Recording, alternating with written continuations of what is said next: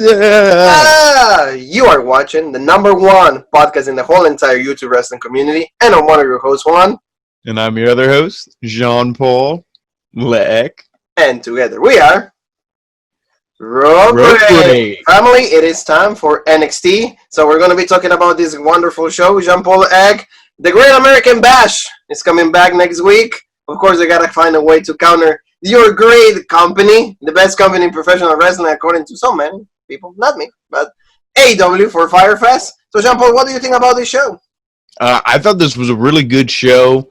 I love the main event, the triple threat. And this show, they also, what the matches they announced for next week, I think are going to be good too. And of course, then, in 2 weeks, like you said, to compete all with Fyre Fest, they have the, champion versus champion match.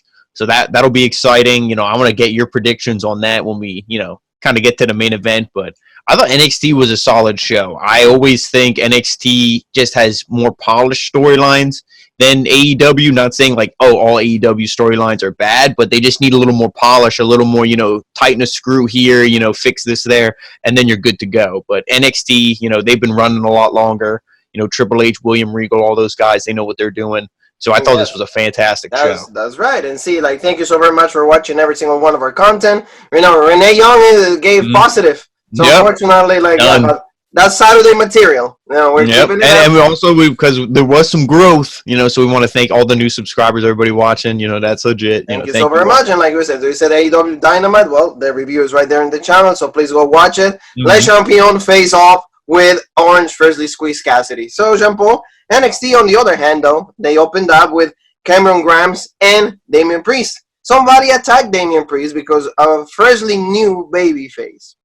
Yeah, so, I don't know if it was... to me, it was probably just Cameron Grimes. I don't think that this is going to be like, who attacked Aleister Black. I don't think this is going to be... Nikki Cross. I don't think it's going to be anything crazy like that. But, I don't know...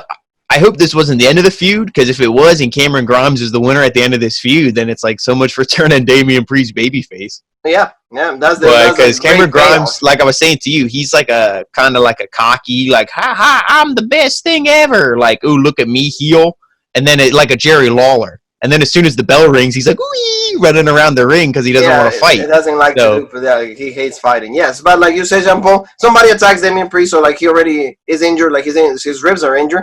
But so he's like, he's not going to show up, and I don't think he will show up. And then Damian Priest end up showing up, and they had a match really fast, though. And in the end, Cameron Grimes gets the win because he hits his finisher twice. Yeah, the cave-in. Yeah, it's the cave-in on the outside, and it's like, done. And then I think he hit it on the inside, too. Yes, twice. Yeah, cave-in on both, outside, inside, and then done. So what legit finisher. Like I said, hopefully this isn't the end of the feud, because you can't have a newly turned babyface lose their first feud, because then to me they're dead in the water. And Cameron Grimes, like I said, if he wins, he would you would think maybe move up to the North American Championship, because he's like, I beat Finn Balor, I beat Cameron Grimes, he's beaten some names, so it's like, hey, let me have a title shot. But the title picture right now, champion versus champion, all that, it's super serious, where like a kind of a jokey, more funny heel wouldn't fit. So I don't see this feud being over. I see Cameron Grimes kind of getting, or Damian Priest getting some wins back here, and we'll see where it goes. I think that they're just doing that to give them something to do while this winner takes all takes place. This Great American Bash situation, so that way they have something. And then whoever gets the upper hand in between this, maybe they will lobby for a North American Championship match. Like you said, whoever ends up being the two straps. So I really agree with that. So Jean-Paul, now we're going to move on to Rhea Ripley. She's shown backstage. She's kind of arriving to the arena. And then we get to see she's giving her thoughts about Io Shirai. What do you think about her being the champion? And she's like, hey, Io's legit. And, she deserves it. So I like that. The fact that Rhea is saying, hey, it's like, it's not all about me. And it wasn't like a Charlotte thing where she's like, I'm going to get my, I'm challenging her for whatever. Rhea's like, I know I'm going to she knows that she's going to be in the title picture again. So it's like, yeah, Io's legit. Like you said, she's going to represent the women's division legit. And, exactly. So, and then, of course, Robert Stone approaches her one more time and is like, hey, I really love what you did. It's like, it's tough love. Aaliyah is our first signee for my brand, so you could be the second one. It could be great. He keeps trying to convince her, and now nothing happens, and actually Rhea ends up attacking again Stone, and then he throws him in the trash can. Then Aaliyah comes out and he's like, "What the hell do you do with my manager?" And then she slaps her, and then he's like, "Oh, and now I'm gonna get you in my ring." So like that's and I love how she like no-sold the slap and then just starts laughing. Like Ray, and I mean, it's like they still book her like a badass and all that, but like she doesn't need to constantly be in the title picture. So exactly. So we're gonna move on to pretty much like Timothy Thatcher. You said like the second strike because he had a little bit of a segment right there teaching people how to do submission holds, and then you can see how he enjoys put somebody like in misery. Like he loves pain, so like he's like enjoying that. So we get to see another promo based on that. But like we'll see. Jean Paul said they have one more week.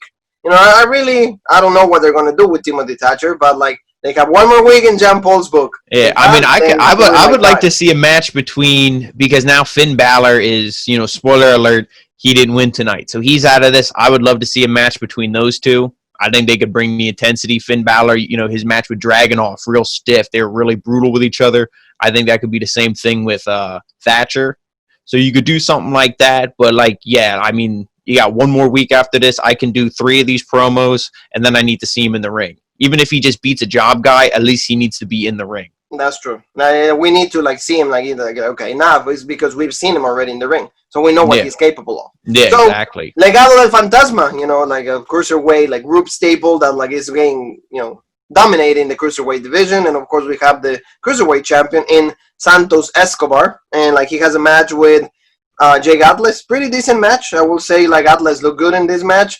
But in the end, of course, Santos Escobar, or before known as Hijo del Fantasma, gets the win with the Phantom Driver. Extremely good stuff. What do you think about this progression with Santos Escobar? I like the story. Now we got a name for the group and everything. They're kind of seeming really more official, and that they're actually giving a shit about them instead of we'll throw these guys in a stable and they all just come out wearing different clothing and they don't look like they belong together. They're all wearing suits. They all look legit. They come out. And I like everything they're doing so far, but I feel you need to do 2 segments for the cruiserweights in some episodes of NXT. Maybe cut some of the other crap and be like, oh, okay, we don't do we need to see Rhea Ripley beating up Robert Stone? It's maybe it's funny, but maybe we could also progress the cruiserweight storyline a little more. Yes. So put in 2 segments because I think this is all leading. They're just going to run through every single face cruiserweight, probably even the heels, and it's the last guy left is going to be Kushida. And then I think it's going to be Kushida, and then, I can put some kind of fight against Santos Escobar. But like you said, I think that they need a little bit more because it's the cruiserweight, so kind of portray them a little, make them more important in the show. Yeah, like I said, it's just a little bit slow to storyline progression with all this and stuff. Yes, but absolutely right, Jean Paul. So now and the one thing I will say just personally quick is just I love Mauro Ranallo keeps bringing up how legit masks are, and you know how much I love masks, and then it's this guy demasked right away, and I'm like, that's still bullshit. Well, I mean, because I wasn't really aware of this, but he was an Impact. He was on Impact, and his character was like this, with no mask and stuff. Yeah. Okay. His character of Santos Escobar is just a thing with from Impact. Okay. Well, then he might put it back on. I didn't know if he was super legit, where it's exactly. I take it off and it's done. Just so he could unmask because who was a member of that group in the past, not the Legado del Fantasma, but he was tagging along Angel Garza.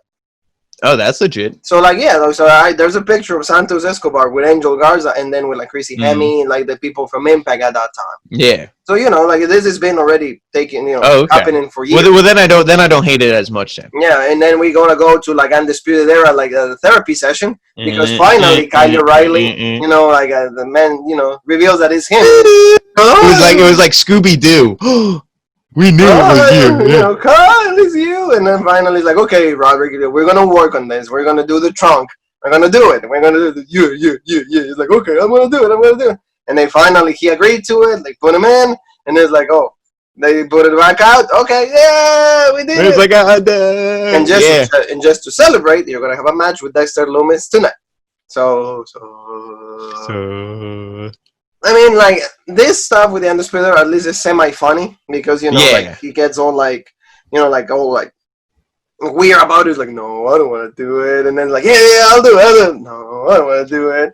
So like I mean, like it is funny. It adds the humor, and like I said, I don't mind humor if when the bell rings, the guys can go.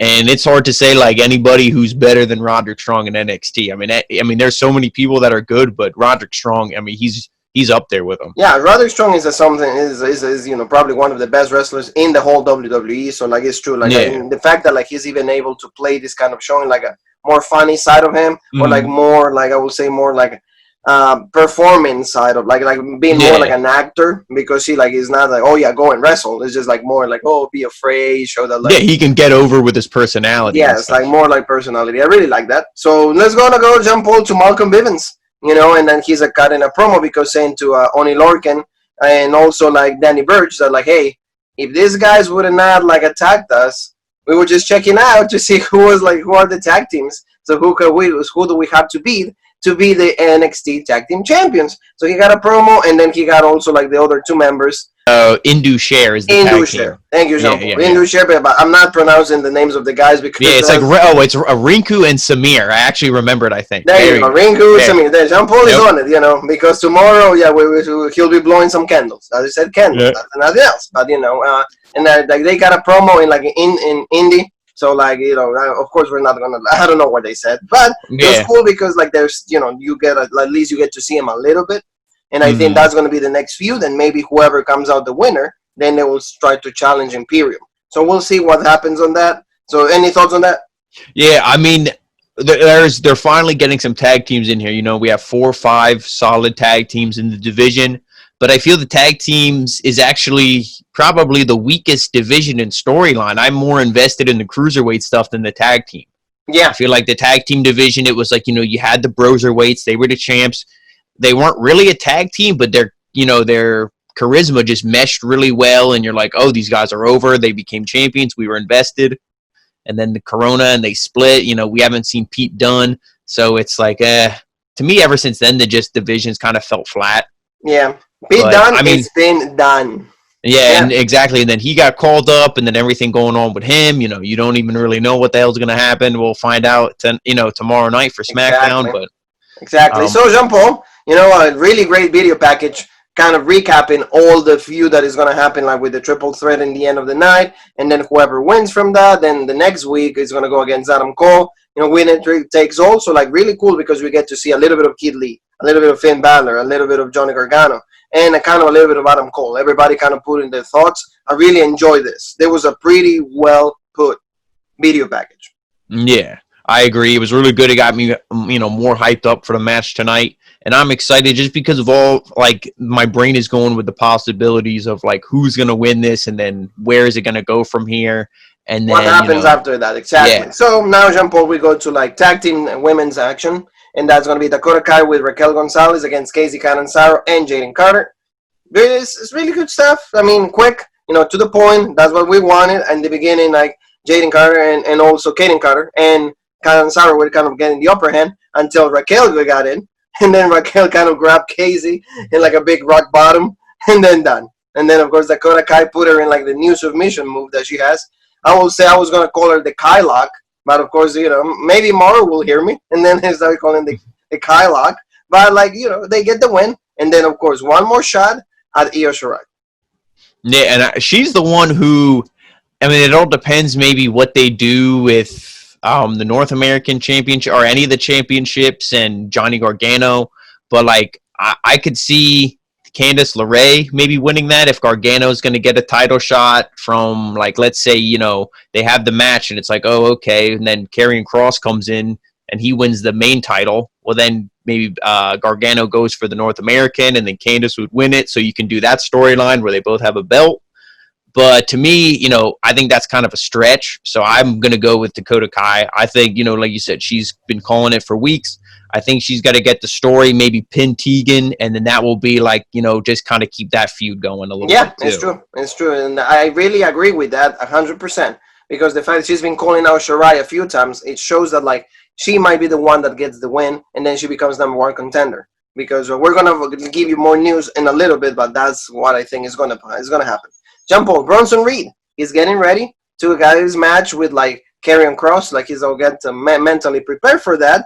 But At the beginning it was a stiff match. He was trying to go against Karrion, but in the end, of course, Doomsday Saito, and then the Karrion. Yeah, I mean, the one thing I will say though, like he did know. I think it was. I don't know if it was a German or what kind of suplex, but he did no sell it. Yeah. He got right back up, got in Karrion's face, screaming at him like you said. He did have the hulking up moment, and he fought back. I think it was maybe a little bit shorter than Ciampa's match, but I thought they were going to job him out. I'm like, oh, Bronson Reed, like, no, sorry, but bro. He actually looked decent. Yeah, that's. Okay. I mean, he looked good. And he put Karrion a little bit not want to say jeopardy, but like he kind of went at it a little bit. Oh yeah, Karrion was kind of like when you're playing and you're not paying attention, and then the game almost pins you, and you're like, huh? You're like, okay, now I gotta play legit. Exactly, I think it was something like that. Yeah, no, and good for Bronson Reed, because of course he showed me in this match that he's a good wrestler. Oh yeah, he's like, I said it before. If you go back in the archives, with Bronson Reed, he kind of reminds me of like a less charismatic Otis, but he can actually wrestle. Yeah, because like I said, I love Otis, but like. The moves aren't there. Bronson Reed wrestler, maybe Bronson Reed is a much better wrestler. But in the end, of course, Karrion Kross gets the win. And like you said, I really think, or what happened in the main event, he's gonna like have some interactions like in the winner takes over. I think if I'm gonna make the bold prediction right now, if I'll just quick say it, I think Keith Lee's gonna win it all. He's the one who screwed with, whatever, with the hourglass and stuff. I think it's going to be Karrion Kross. He's going to steal that title from Keith Lee. I think he's going to be the NXT champ for like maybe 2 weeks. Okay, that's your prediction. My prediction is going to be actually Karrion is going to help out Adam Cole retain. That's going to be my prediction. And so you think he wants Cole? Like that's the one who he wants? No, well, but like, it's like because he's focusing now on like, oh, you broke you broke my hourglass. So now I'm going against you. Oh, okay. I do the jacket or Saito, and then Cole last shot and done. 1, 2, 3, and then he gets everything, and then he goes to Cole. And he's like, hey, I help you because it's like, oh, this piece of crap, like he broke my arm. Or they could even do it that then he has a feud with Keith Lee, he beats Keith Lee, and then challenges. Adam Cole. You could do you see something what I mean? Like so too. That's what I think is going to happen. But see, that's why I said and I that's love for this. Our newly purchased championship. And that's why I said I love this. That's why I said I love this.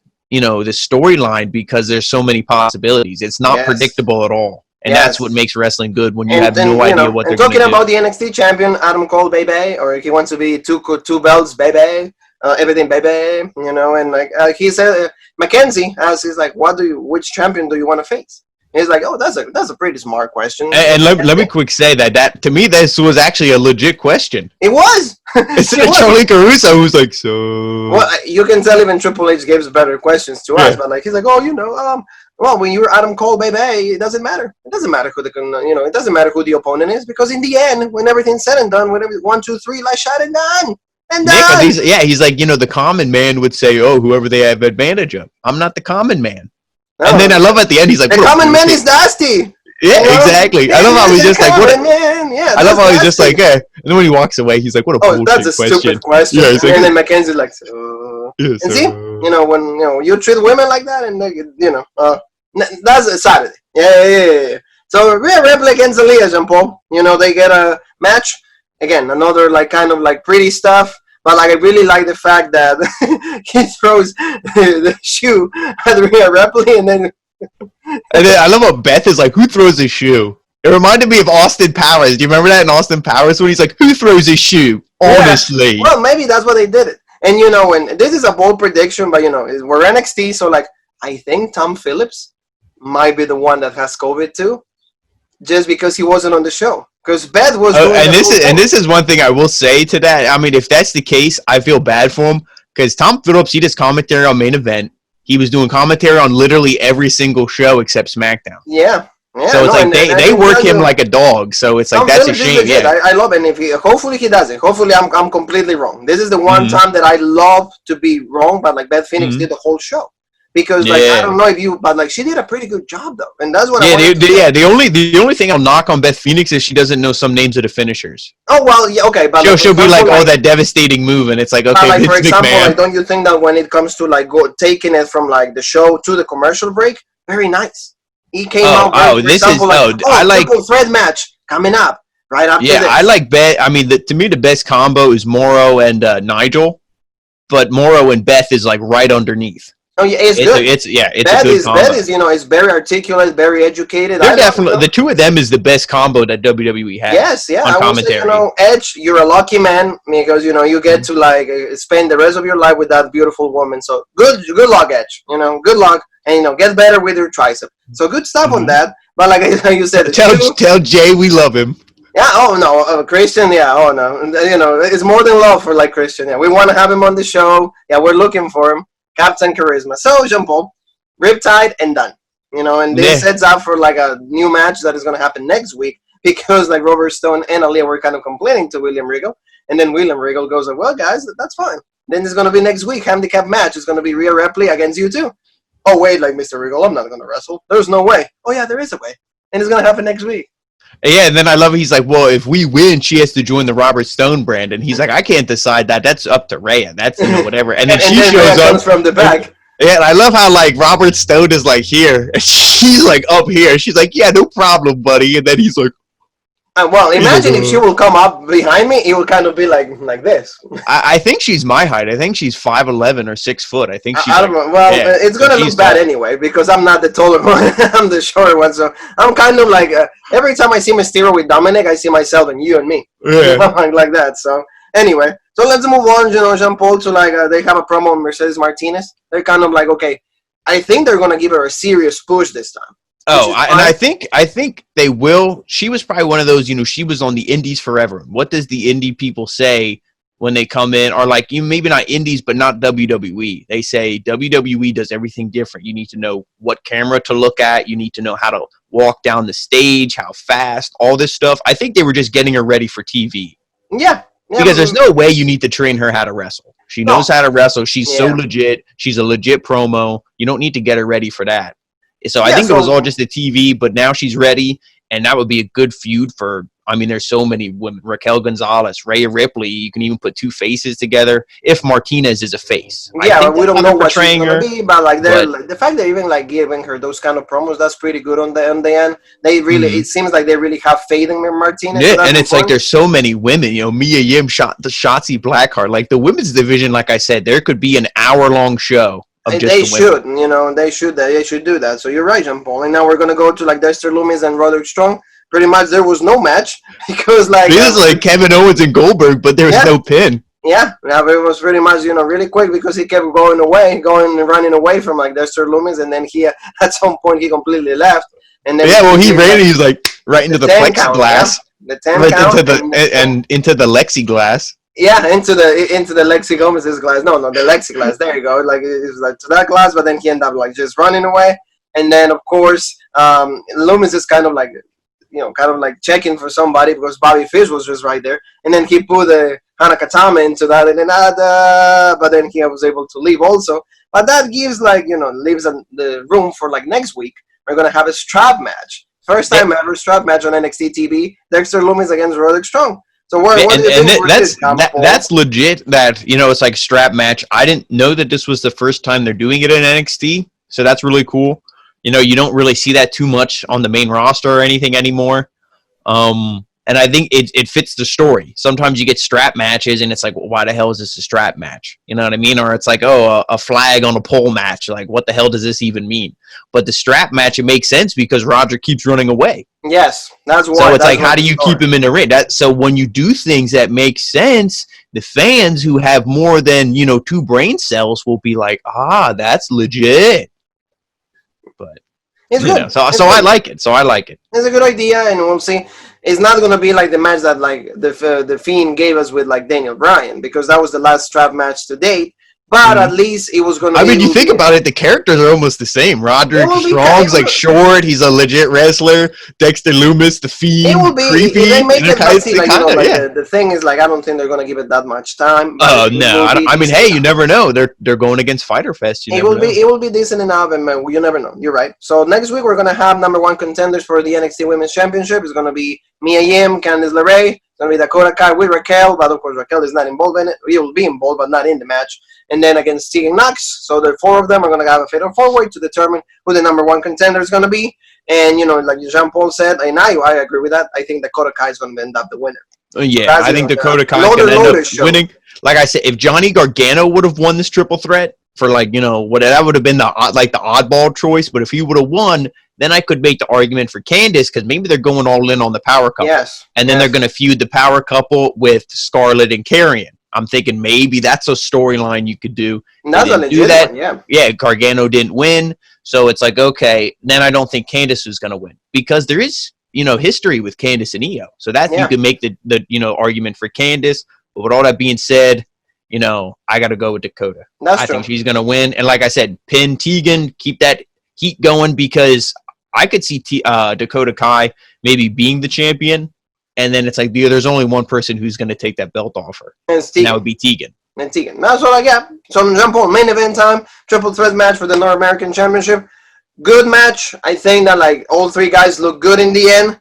Unfortunately, like the Jean Paul says, like Finn Balor got the pin. And Big Ben. Well, took the pin. I wish he got the pin. He took the pin, yeah. But it's like, I thought it was a legit match. There was a lot of, like, everybody looked good.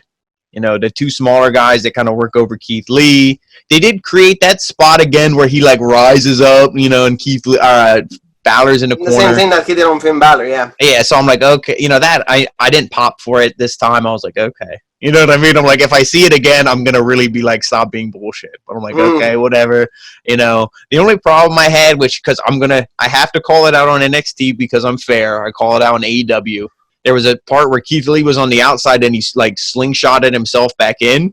And they stood there for like a couple seconds, like waiting for him because Keith Lee was stunned. So he was selling that he was all like, oh, so. Yeah. And it took him a while. But I mean, it was a hell of a match. It was legit. And the ending sequence was great. It was just a fantastic match. It was a good match, and we knew that like they will put this type of match. And again, the three guys look good, but like in this case, Keith Lee he is the winner. He retains, so he's the one appointed to go against Adam Cole for the NXT Championship next week. So we'll see where this is going now. I want your predictions. Well, we already gave the predictions, but I think that like it's important to see that like if Keith Lee wins, then, like you said, Karrion Kross is going to be right up. And see, that's the thing. I mean, Keith Lee, because he has two belts. So, like, you could do something like that. That's the thing. He could defend. Maybe he's like, screw you. I'm going to just defend the North American Championship against Karrion Kross. You know what I mean? It's like, that's the only title I'm putting up for grabs. Yeah. Or he could be like, because like I said, every babyface champion in WWE is a fighting champion. Maybe he'll be an idiot and put both belts on the line and lose them both. And then he's like, oh. I mean, that would be legit. He wears one and Scarlett carries the other one. That would look badass. Oh, but, yeah. Well, and like, the last like scene that we see on the show is like Adam Cole coming out and both of them like, okay, showing the titles. It's a good stuff. And I don't know if you realize in the back, there was the picture of Adam Cole against Keith Lee next week. So that was pretty cool. And yeah, like you said, in the end, a pretty good show. NXT one more time knows how to deliver. And of course, they have to fight against Fyre Fest. So that's why they have a loaded card. But for them, it's easy to pull out a loaded card. I'm kind of excited to see the Great American Bash. It's something that I've been asking, you've been asking, is like use the old names. Use the old names like, Great American Bash. And if main roster is not going to do it, let NXT do it. Yeah, exactly. And, Triple H, at least, you can see how like his mark is. It's like people love nostalgia. They remember those names. They remember. Yeah, that's why he still uses War Games. War Games, and like now like In Your House, and now it's going to be Dusty Classic. Yeah, so like all those things. So good stuff on like Triple H, and then we're excited about what's going to happen next week. Definitely, we might have a new NXT champion, and also like we're going to have a number one contender for Io Shirai. So a lot of good stuff on NXT. So Jean Paul, where they can find in the social media world, where they can find Rope Break. You can find us on Twitter, the OG Rope Break, and you can find us on Facebook, Instagram, and on YouTube to fill up your belly with the meat and the potatoes for the best content ever on the original Rope Break. That's right, family. That's what you need to do. And Jean Paul and I we'll see each other. And before you leave, click that subscribe. Come on. Yeah, right there. Right there. Just right in the corner. Just click, and you're good to go. Just like good to go. And then, like I said, you guys will see each other again for Smackdown. We'll see if it is a load of like BS or a load of legitness. Yeah, and we'll see what's going on with the bro. We have no idea, with everything up in the air, but we'll go more into that on Saturday. And on Saturday, everything, we're going to have something really special planned for all of you guys. So Jean Paul, you and me have one more thing that is left to say, and that is